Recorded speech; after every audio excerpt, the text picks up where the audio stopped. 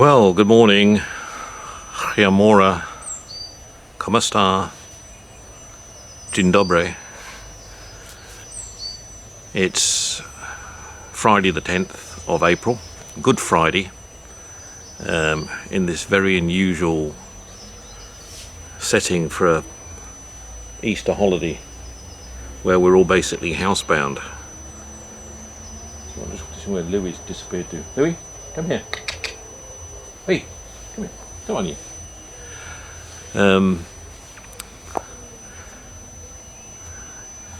Typical weekend where Brits seem to love to play with their power tools, and I can hear through the bird song, which isn't so prominent this morning, I can hear power tools going off in that direction and power tools going off in that direction. So everyone's using the opportunity to prove their skills at putting up shelves or fixing cabinets or doing something. Not this house. No, I don't go in for that sort of thing. In fact, my power tools haven't been out of the garage for at least 10 years. As Richie will tell you. Yeah, it's been a funny sort of a day so far. So, well, it's only early morning. Everyone else is still rising out of their bedrooms. It's good news yesterday, last night, which I got up to everybody on Facebook. Boris Johnson is out of intensive care, but still in hospital. And I note a message from his father this morning saying his son is not out of the woods yet, as it were. And you can see he's still very concerned. Stanley is Boris's father.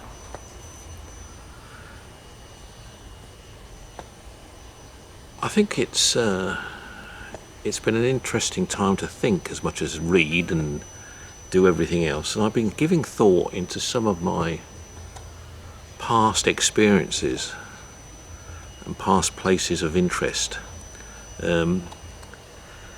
And I was drawn basically reading a book the other day on when I was resident, when I lived back in the, I suppose it must have been mid-1980s.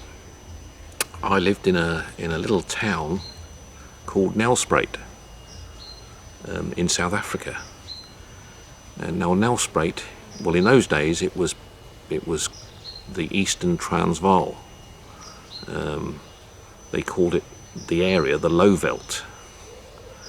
Today it's called Mpumalanga. But Nelspruit was quite a unique little location in South Africa. Although it's capital of the province, it's still a town in compared with places like Pretoria, Johannesburg, Cape Town, Bloemfontein, these sort of places, Durban. But it was its position, its location, its climate. It was all quite different. When you drove from Johannesburg you went through Witbank on the N12, I think it was, and then you joined the N4 just after Witbank, I think at Middelburg area, just between Middelburg and Witbank. You went from the N12 to the N4, and you then went Middelburg. You went sort of through, let me think about it, Belfast, Machadodorp, Waterval, Bovin. I think there you started dropping down, because Johannesburg's up on a reef. It's up fairly high, about 1,000+ feet above sea level. Whereas you get down to, 1,000 feet, would probably be 1,000 meters, probably, wouldn't it? You would then get down to Waterval Bovin and drop down into what was the Lowveld. And then the air changed, the temperature changed. You went from a sort of a broader, more barren, harsh landscape to a more lush green sort of tropical climate, but much more lush, a lot more trees, palms, tropical vegetation, much thicker, and obviously then you started seeing more abundance in wildlife, particularly things like vervet monkeys and things like this. So from Waterville Boven you would go down into the low belt, and you'd eventually get through to, you'd go past the, well, it used to be there, I don't know if it still is, the sappy timber mills, which had a terrible smell, I seem to remember, as you drove past there. And then you would get to, eventually you get into Nelspruit.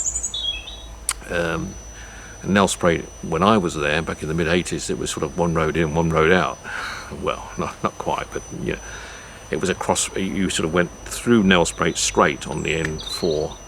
You would go towards Mozambique, you would go to Kamati Port. And if you turn right, when you got to Nelspruit at the crossroads there, you would go towards Barberton. And then if you turn left, you'd head up towards White River. Now, actually, I lived in White River when I was based in Nelspruit for the first year. And White River was a nice smaller town than Nelspruit. It was slightly higher up in the hills, so it was a little bit cooler than Nelspruit. I know in the house we had huge avocado trees in the back. Smaller town than Nelspruit. It was slightly higher up in the hills, so it was a little bit cooler than Nelspruit. I know in the house we had huge avocado trees in the backyard, which were magic. But anyway, getting back to Nelspruit and my time there, fantastic time there. You were left to get on with looking after your business, looking after your staff, looking after your customers,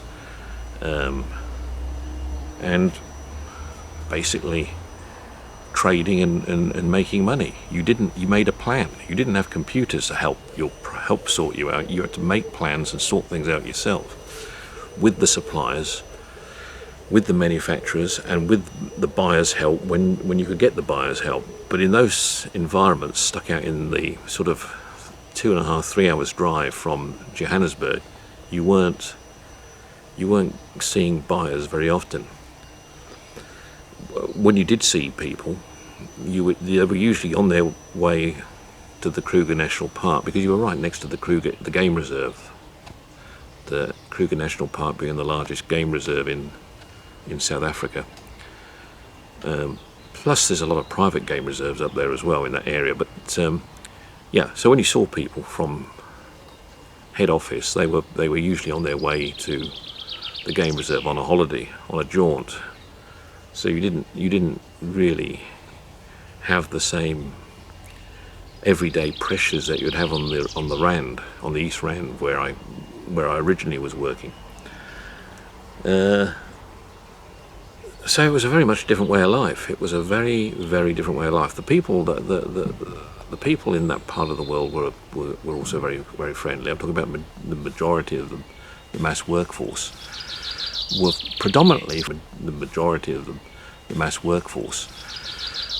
predominantly from Swaziland.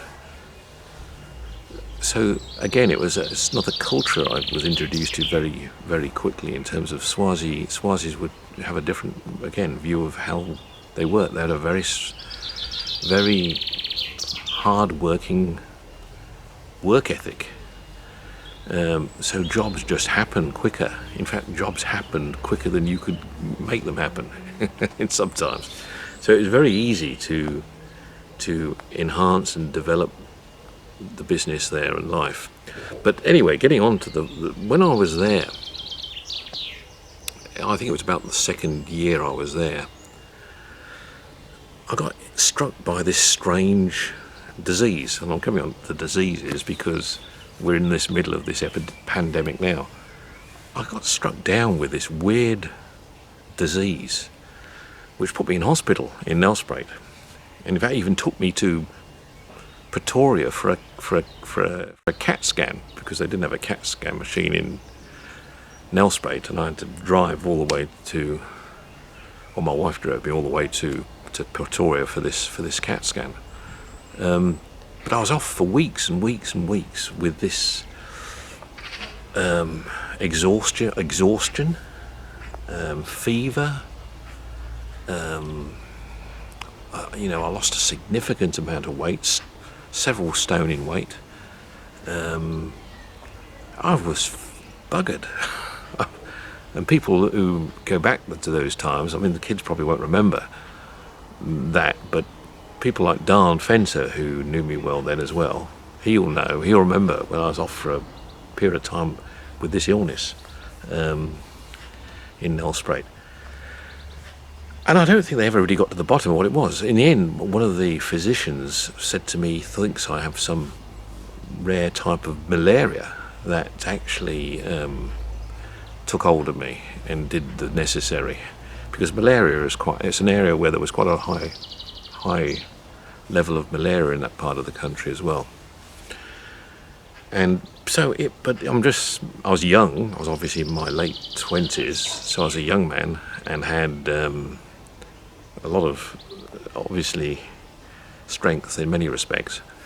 But it knocked me off my feet, I want to tell you. And it took me a while to get over it.